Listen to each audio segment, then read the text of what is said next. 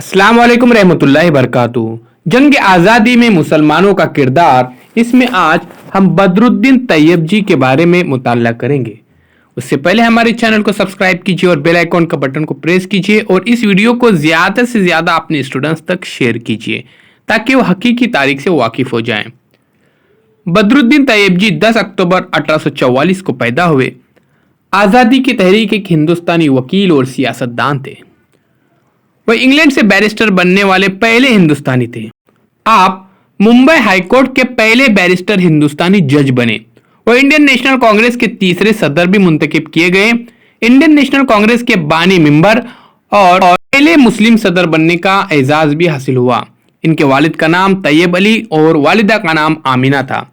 इनके आबा अजदाद अरब दुनिया से आए थे और गुजरात में तिजारत शुरू की और बाद में मुंबई चले गए। उस वक्त हिंदुस्तान में मुसलमानों में अंग्रेजी तालीम को एक लानत समझा जाता था। उस वक्त बदरुद्दीन के वालिद ने अपने 7 बच्चों को मजीद तालीम के लिए यूरोप भेज दिया था।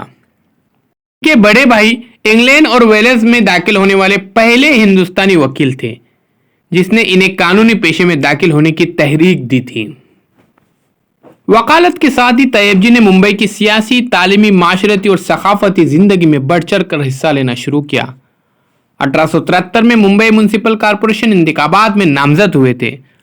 1875 में तैयब जी मुंबई म्युनिसिपल कॉरपोरेशन के इंतखाब के लिए खड़े हुए और मुंतखब हुए। मुसलसिल 4 इंतखाब में ये चुन कर आए थे। मुंबई यूनिवर्सिटी में भी उन्होंने अपना नुमाया रोल अदा किया था।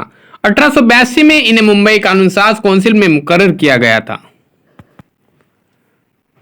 इन्हें मुंबई कानून साज काउंसिल में भी 1882 में मुंतखब किया गया था। 1906 में इनका दिल का दौरा पड़ने से इंतकाल हो गया। अजीज तुलबा व तलबात, इस वीडियो को अपने तुलबा तक जरूर शेयर कीजिए, लाइक कीजिए, शेयर कीजिए, कमेंट्स बॉक्स में अपने कमेंट्स जरूर दीजिए। चैनल के प्लेलिस्ट में जरूर जाइए और वहां पर आपको बहुत सारे वीडियोस देखने को मिलेंगे।